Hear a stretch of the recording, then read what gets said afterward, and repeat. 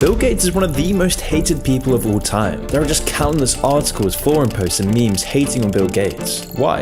যাদের হাতে স্মার্টফোন বা পিসি আছে কিন্তু বিল গেটসকে চিনে না, এরকম লোক খুব কম আছে। 1997 সালে যে মাত্র 31 বছর বয়সে সর্বকনিষ্ঠ বিলিয়নিয়ার হয়। হে এভরিওয়ান, আসসালামু আলাইকুম। আজকের এই ভিডিওতে আমরা বিল গেটসের গোষ্ঠী উদ্ধার করব। অ্যাজ ইউজুয়াল ভিডিওটি দুইটি পার্টে হবে। প্রথম পার্টে বিল গেটসের লাইফ স্টোরি সম্পর্কে এবং দ্বিতীয় পার্টটি হবে বিল গেটসের অকীর্তি কুকীর্তি নিয়ে। চলুন শুরু করা যাক। قرآني في قلبي دوما يغمرني من فيض ضياء آيات المولى تدفعني نحو العليا والكون الواسع في صدري أحضنه أرضا وسماء يا ربي قد نلت منايا وبختم كتابك أرقى বিল গেটসের পুরো নাম উইলিয়াম হেনরি গেট জুনিয়র এবং তার বাবার নাম উইলিয়াম হেনরি গেট সিনিয়র। মজার ব্যাপার হলো তার দাদার নাম উইলিয়াম হেনরি গেট জুনিয়র এবং তার দাদার বাবার নাম উইলিয়াম হেনরি গেট সিনিয়র। বিল জন্মগ্রহণ করে 1955 সালের 28 অক্টোবর ওয়াশিংটনে। 13 বছর বয়সে সে ওয়াশিংটনের বিখ্যাত স্কুল লেকসাইড স্কুলে ভর্তি হয় এবং সেখান থেকে শুরু হয় তার আসল বিলিয়নিয়ার হওয়ার জার্নি। সেখানে সে প্রথম কম্পিউটার দেখতে পায় এবং সে ঘন্টার পর ঘন্টা কম্পিউটার সময় কাটানো শুরু করে, বিভিন্ন ধরনের কম্পিউটার ল্যাঙ্গুয়েজ লার্ন করা শুরু করে। কিছুদিন পর লেক্সার স্কুল আর কম্পিউটার রাখা এফোর্ড করতে পারে না। তখনকার সময় কম্পিউটার অনেকটা সাবস্ক্রিপশন সিস্টেম ছিল, যে ঘন্টায় $8 বা ঘন্টায় $10 করে দেওয়া লাগতো। বিল সহ আরো বিভিন্ন স্টুডেন্টরা ঘন্টার পর ঘন্টা কম্পিউটার ইউজ করা শুরু করে, যার কারণে স্কুল কর্তৃপক্ষের অনেকটা লস হয়। স্কুল কর্তৃপক্ষ আর কম্পিউটার রাখা এফোর্ড করতে পারে না। স্কুলে কম্পিউটার চালাতে না পারায় বিল ও তার ফ্রেন্ডরা বাসে করে 3 ঘন্টা জার্নি করার পরে সি কিউব নামে একটা কোম্পানি ছিল, সেখানে যেত কম্পিউটার চালানোর জন্য। কিছুদিন পর লেক্সাইড স্কুল আরেকটি বড় স্কুলের সাথে মার্জ হয় এবং তারা আবার কম্পিউটার পারচেস করে।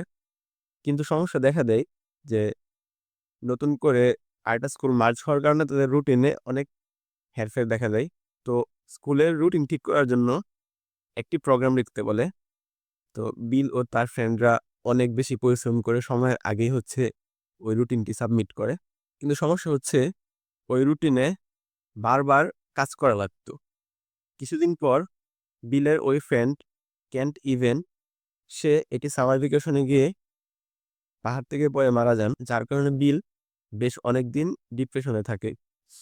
তারপর তার ওই প্রোগ্রামে কাজ করার জন্য, যেহেতু প্রোগ্রামটি বারবার চেঞ্জ করা লাগে, ওই প্রোগ্রামে কাজ করার জন্য তার আরেকটি নতুন ফ্রেন্ড আসে যার নাম পল এলেন এবং এই পল এলেনই হচ্ছে পরবর্তীতে মাইক্রোসফটের কো-ফাউন্ডার।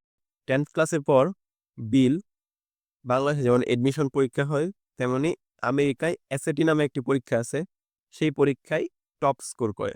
অ্যাজ ইউজুয়াল প্রত্যেক ইউনিভার্সিটি বিলকে নেওয়ার জন্য হুমড়ি খেয়ে পড়ে এবং বিল হার্ভার্ড ইউনিভার্সিটিতে লতে পড়া শুরু করে।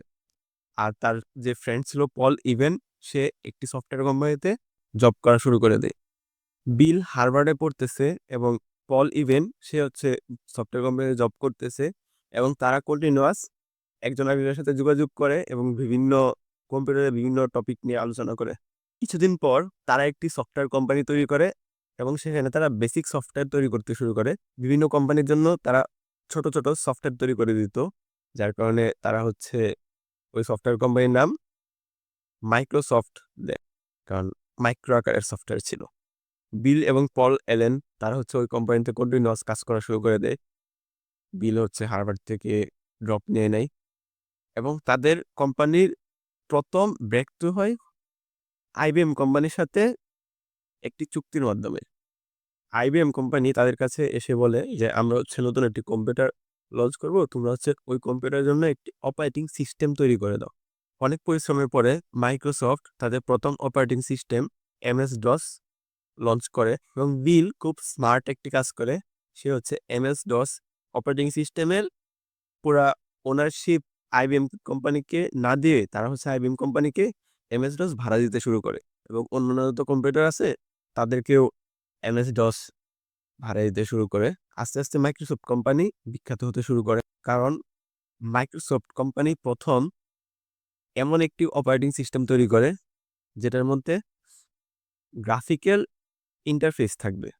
মানে হচ্ছে বর্তমানে আপনারা যেমন একটা সফটওয়্যারের আইকন দেখে দেখে ওটাতে ক্লিক করে ওই সফটওয়্যারে ঢুকতে পারেন, এই সিস্টেমটা প্রথম আবিষ্কার করে মাইক্রোসফট কোম্পানি।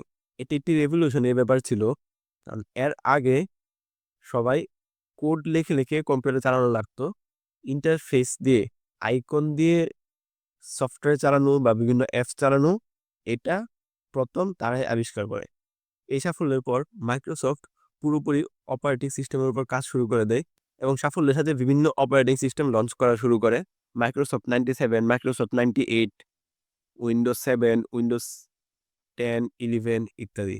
এবং বিল গেটস হয়ে যায় পৃথিবীর কনিষ্ঠতম বিলিয়নিয়ার মাত্র 31 বছর বয়সে। ভিডিওটির এই পর্যন্ত যারা এসেছেন আপনারা সবাই অনেক বেশি ইন্সপায়ার হয়েছেন, বিল গেটসকে অনেক বেশি জিনিয়াস হিসেবে রিকগনাইজ করা শুরু করে দিয়েছেন।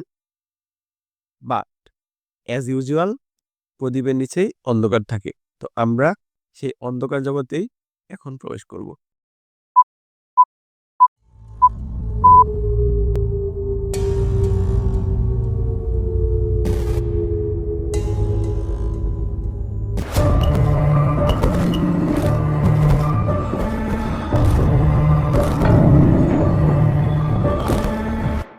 বিল গেটসের সেই বিখ্যাত উক্তিটি তো আপনারা শুনেছেন, if you born poor it's not your mistake, if you die poor that's your mistake. আপনারা অনেকে আপনাদের স্কুলের টিচার বা বাবা মা বা বড় ভাই অনেকের কাছ থেকে এই মোটিভেশনটা পেয়ে থাকবেন।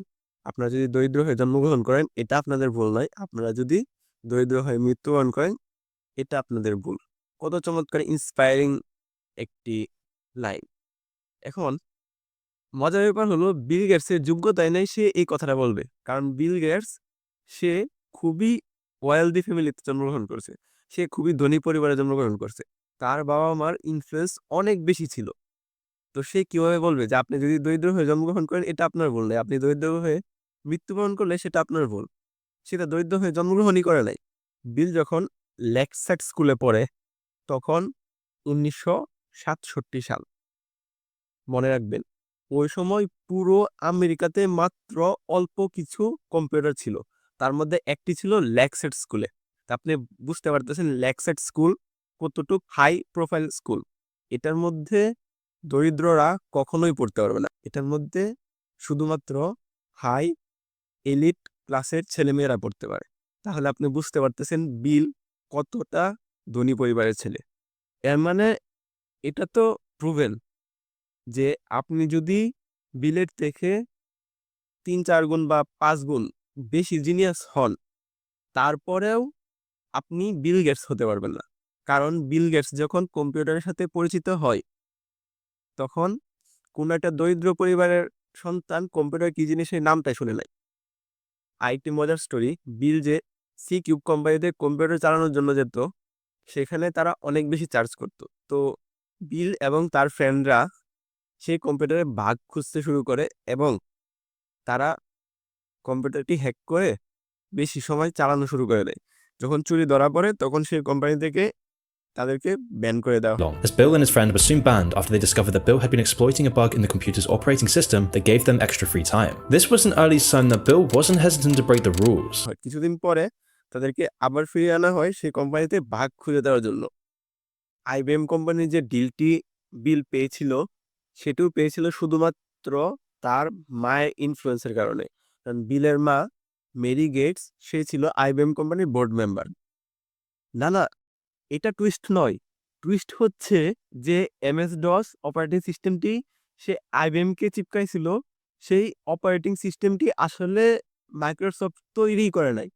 তো আইবিএম কোম্পানি যখন মাইক্রোসফটকে তাদের জন্য অপারেটিং সিস্টেম তৈরি করতে বলে তারা অনেক বেশি চিন্তা ভাবনা চেষ্টা ফিকির করে কিছুই করতে পারে না। শেষমেশ আইবিএম এর সাথে ডিলের 24 ঘন্টা আগে তারা সেটেল কম্পিউটার প্রোডাক্টস নামে একটি কোম্পানি আছে, তারা কিউডস নামে একটি অপারেটিং সিস্টেম তৈরি করেছিল। সেই অপারেটিং সিস্টেম কিনে তারা কিছু চেঞ্জ করে এবং নামটিও চেঞ্জ করে MS DOS নাম দিয়ে তারা হচ্ছে IBM-কে দিয়ে দেয়। তো আপনারা অনেক সময় এটা দেখেছেন যে বিল গেটস অনেক বেশি চ্যারিটি করে। এটার একটা কারণ আছে। এটার কারণ কি জানেন? 1998 সালে মাইক্রোসফটের উপর মনোপলি রুল ভায়োলেশনের একটি মামলা হয়। শুধু তাই না, বিল গেটসের উপর সেক্সুয়াল অ্যাবিউজমেন্ট সহ বিভিন্ন ধরনের মামলা হয়। তাকে যখন কোর্টে নেওয়া হয়, সে কোর্টেও খুবই উগ্র ব্যবহার করে। যেহেতু ইয়াং বয়স, অনেক বেশি টাকা পয়সা ছিল, এটা হতে পারে। বাট বিল গেটসের এরকম উদ্ভট বাজে আচরণের জন্য মাইক্রোসফটের শেয়ার ভ্যালু অনেক বেশি নিচে নামতে থাকে, যার কারণে বোর্ড মেম্বাররা তাকে বলে যে তুমি আপাতত সিইও পদ থেকে রিজাইন নাও। বিল গেটস 2000 সালে ঘোষণা দেয় যে আমি হচ্ছে সিইও পদ থেকে রিজাইন নিব এবং চ্যারিটি করা শুরু করব। সে শুরু করে বিল এবং মেলিন্ডা ফাউন্ডেশন। এটি আসলে চ্যারিটি ফাউন্ডেশনের থেকে বিল গেটসের ইমেজ রিপেয়ারিং ফাউন্ডেশন বললে বেশি ভালো হবে। শুধুমাত্র বিলের ইমেজ রিপেয়ার করার জন্য প্রায় $2400 মিলিয়ন খরচ করা হয় এবং এটা কাজেও দেয়। কারণ 8 মাস আগে বিল সবচেয়ে বাজে স্বভাবের, বাজে বিজনেসম্যান, বাজে লুক, কারণ সে হচ্ছে বিভিন্ন ছোট ছোট কোম্পানিকে রুথলেসলি ধ্বংস করে দিত, সেক্সুয়াল অ্যাবিউজমেন্ট সহ বিভিন্ন মামলা টামলা হয়। তো 8 মাস পরে সে সবচাইতে বিলাভেড, সবচাইতে প্রিয় বিজনেসম্যান, সবচাইতে জনপ্রিয়, ভালো চ্যারিটিকারী, ভালো বিজনেসম্যান বিলের ইমেজ ঠিক রাখার জন্য, যাতে করে নিউজ মিডিয়া তার উপরে কোনো বাজে নিউজ না করে, সেই জন্য বছরে সে প্রায় $1000 কোটি খরচ করে শুধুমাত্র নিউজ মিডিয়াদের উপর। এখন মনে করেন যে যদি কেউ আপনাকে $1000 কোটি ডোনেট করে, আপনি অবশ্যই তার বিরুদ্ধে বাজে মন্তব্য করবেন না। আরো মজার ব্যাপার, আমেরিকাতে একটা নিয়ম আছে যে আপনি যদি চ্যারিটি করেন তাহলে আপনার ট্যাক্স দেওয়া লাগে না। তো বুঝতে পারতেছেন, এক দিলে দুই পাখি, এখানেই শেষ না। জেফ্রি এপস্টেইন নামে একজন ব্যক্তি যে 36টি বা তার বেশি মেয়েকে সেক্সুয়াল এক্সপ্লয়টেশনের জন্য ইউজ করে, এদের মধ্যে 14 বছরের বাচ্চাও ছিল। তো 2008 সালে সে হচ্ছে ধরা পড়ে এই সেক্সুয়াল এক্সপ্লয়টেশনের মামলায়। তো সে যখন ধরা পড়ে তখন দেখা যায় বিল তার সাথে দেখা করতে প্রায়ই যেত। কেন যেত সেটা আপনারা বুঝতেছেন, কিন্তু বিলকে যখন জিজ্ঞেস করা হয় যে আপনি কেন তার সাথে দেখা করতে যেতেন, সে তো একজন নারী ব্যবসায়ী। তো বিলের উত্তরটা এতটাই রিডিকুলাস ছিল, আপনারা শুনলে আপনাদের রাগ ধরে যাবে। বিল বলল যে আমি তার কাছে যেতাম বিজনেস অ্যাডভাইস নেওয়ার জন্য। বুঝতে পারতেছেন, বিল হচ্ছে $100 বিলিয়ন মালিক, আর জেফ্রি এপস্টেইন হচ্ছে $100 মিলিয়ন মালিক। তো বিল যেত তার কাছে বিজনেস অ্যাডভাইস নেওয়ার জন্য। এর থেকে হাস্যকর বিষয় আর কি হতে পারে? মাইকেল কারসল নামে বিলের একজন ফাইন্যান্সিয়াল অ্যাডভাইজার ছিল। সে হচ্ছে মাইক্রোসফটের বিজনেস রিলেটেড বা ইনভেস্টমেন্ট রিলেটেড সব কাজকর্ম করত। আপনারা ভাবতেছেন যে বিল হচ্ছে অনেক ভালো বিজনেস পারে, কিন্তু আসলে না। বিল সারাক্ষণ কোডিং নিয়ে পড়ে থাকতো। সে কোডিং কিট ছিল, সে ভালো কোডিং পারতো। তো বিজনেস ম্যাক্সিমাম চালাতো ওই মাইকেল কারসল, ফাইন্যান্সিয়াল অ্যাডভাইজার। তো দুঃখের ব্যাপার হলো, বিল যে এত ভালো ইমেজ নিয়ে চলে, মাইকেল কারসল যখন প্রুভেন সেক্সুয়াল হ্যারাসমেন্টের জন্য সে যখন প্রুভ হয়, মানে সরাসরি প্রমাণিত সে হচ্ছে সেক্সুয়াল হ্যারাসমেন্ট করছে, তারপরেও বিল মিলিয়ন মিলিয়ন ডলার খরচ করে শুধুমাত্র ওই মাইকেল কারসলকে ছাড়ানোর জন্য। সে কারো কোনো কথা তোয়াক্কা করে নাই, তার ইজ্জত সম্মান যা ইচ্ছা যাক, সে হচ্ছে মাইকেল কারসলকে ছাড়াবেই। প্রথম হচ্ছে জেফ্রি এপস্টেইন, এখন হচ্ছে মাইকেল কারসল। শুধু এগুলোই না, আরো বেশ কিছু ঘটনার কারণে মেলিন্ডা গেট সে বিলকে ডিভোর্স দেয়। বিল কিন্তু শুধুমাত্র টেক জায়ান্ট না, সে যে বড় টেক কোম্পানির মালিক এরকম না, কিন্তু আমেরিকাতে সবচেয়ে বড় যে ল্যান্ডলর্ড, সবচেয়ে বেশি যে জমির মালিক, তার নাম হচ্ছে Bill Gates. As of 2021, Bill Gates has become the largest agricultural landowner in America, owning over 269,000 acres. তো এতে করে কি হয়েছে? বিল গেটসের হাতে পুরোপুরি ফুড ডিস্ট্রিবিউশনের একটা মনোপলি চলে আসে। শুধু তাই না, সে বিভিন্ন ধরনের অনৈতিক এক্সপেরিমেন্ট শুরু করে দেয় ফুডের উপরে, কৃত্রিম মাংস তৈরি করা থেকে শুরু করে বিভিন্ন কিছু। what's called artificial meat. And so you have people like Impossible or Beyond Meat, both of which I invested in. You eat it as well, or do you like it? Absolutely. You can go to Burger King and buy the Impossible Burger. এতে করে মানুষের food hygiene অনেক বড় লেভেলের একটা ক্ষতিগ্রস্ত হয়। কারণ বিল গেটস এত বড় একটি ল্যান্ডলর্ড, এত বেশি ফুড কোম্পানি মনোপলি, তার যদি ফুড যদি মনে করেন যে নষ্ট হয়, তার ফুডে যদি মনে করেন যে ক্ষতিকর কেমিক্যালস থাকে, তাহলে আপনি বুঝতে পারতেছেন একটি বিপুল সংখ্যক লোক হেলথ রিস্কে পড়ে যাবে। এক্সপেরিমেন্ট থেকে মনে পড়লো, বিল ও মেলিন্ডা ফাউন্ডেশন ভারতে একটি স্কুলে উপজাতি মেয়েদের উপর এক্সপেরিমেন্ট করে এবং সেখানে অনেক মেয়ে প্রাণ হারায় এবং অনেকে হসপিটালাইজ হয়। সবচেয়ে বড় ব্যাপার হলো এটি তারা করে পুরোপুরি গার্ডিয়ানদের অনুমতি ছাড়া। এখন দেখেন, মেডিকেল একটা রুলস আছে যে আপনি যদি 18 বছরের নিচে কোনো শিশু থাকে, তাহলে তাদের উপর কোনো ধরনের প্রাণঘাতী এক্সপেরিমেন্ট তাদের পিতামাতার অনুমতি ছাড়া করতে পারবেন না। বিল ও মেলিন্ডা ফাউন্ডেশন তারা এইসব কোনো কিছু তোয়াক্কা না করে তারা ওই এক্সপেরিমেন্টগুলো করে এবং দেখা যায় যে বিপুল সংখ্যক মেয়ে মারা যায়। এই এক্সপেরিমেন্টটি বিল ও মেলিন্ডা ফাউন্ডেশন তারা টাকা পয়সা দিয়ে পুরোপুরি ধামাচাপা দিয়ে দেয়। বিলের ফ্রেন্ড পল অ্যালেন, তার ক্যান্সার হয়, সে হসপিটালাইজ, ক্যান্সারের চিকিৎসা করতেছে। তো আপনার ফ্রেন্ড হলে কি করতেন? আপনি অনেক বেশি দুঃখ প্রকাশ করতেন, তাকে সহানুভূতি দিতেন, তাকে সাহায্য করতেন। বিল অনেক সাহায্য করছে, কিন্তু কিরকম সাহায্য জানেন?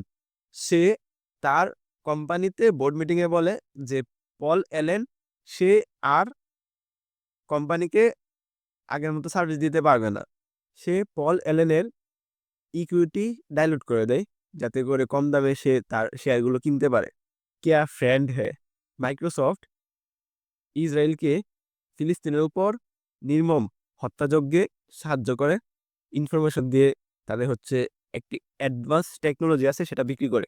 মাইক্রোসফটের কিছু এমপ্লয়ি এটা নিয়ে প্রতিবাদ করলে সে সকল এমপ্লয়ীদের চাকরিচ্যুত করে। Well, I think you're all hypocrites. I'm a Microsoft worker, and I do not consent to mine. 50,000 Palestinians in Gaza have been murdered with Microsoft technology. How dare you? Shame on all of you for celebrating on their blood. Cut ties with Israel. No anger for apartheid. Microsoft will not do. Microsoft will reject that. All right. না, এখনো শেষ হয়নি। এখন যে twist সম্পর্কে বলবো, আপনি এটি শোনার পর আপনার মাথা পুরোপুরি বুম। 2015 সালে বিল গেটস টিডিকে একটি ভাষণ দেয় একটি কনফারেন্সে। তো সেখানে সে প্যান্ডামিক এবং মহামারী সম্পর্কে লেকচার দেয়। And diagnostics. There are some big breakthroughs, like adeno-associated virus, that could work very, very quickly. Now, I don't have an exact budget for what this would cost, but I'm quite sure it's very modest. সে বলে যে দেখেন, আগামী 4-5 বছর পরে হয়তোবা মহামারী আসতে পারে, আপনাদের সবাই ভ্যাকসিন সম্পর্কে সচেতন হওয়া উচিত, ভ্যাকসিন নেওয়া উচিত। সে ভ্যাকসিন সম্পর্কে অনেক ধরনের লেকচার দেয় এবং সে মেডিকেল কোম্পানিগুলোতে, বিশেষ করে ভ্যাকসিন কোম্পানিগুলোতে সে হচ্ছে ইনভেস্ট করে। Part of the reason for this is that we have invested a huge amount in nuclear deterrence in areas of vaccines. 2019 সালে প্যান্ডামিক শুরু হয়, কোভিড-19। এখন প্রশ্ন হচ্ছে, বিল গেটস কি করে জানলো যে আগামী 4-5 বছর পরে মহামারী শুরু হবে বা করোনা ভাইরাস শুরু হবে? সে নাম তো বলে না, সে শুধু বলছে যে প্যান্ডামিক শুরু হবে। এটার দুইটা পসিবিলিটি হতে পারে। এক, সে ফিউচার জানে, যেটা কখনোই সম্ভব না। 2, সে নিজে ওই প্যান্ডামিক তৈরি করেছে বা এটার সাথে ইনভলভ,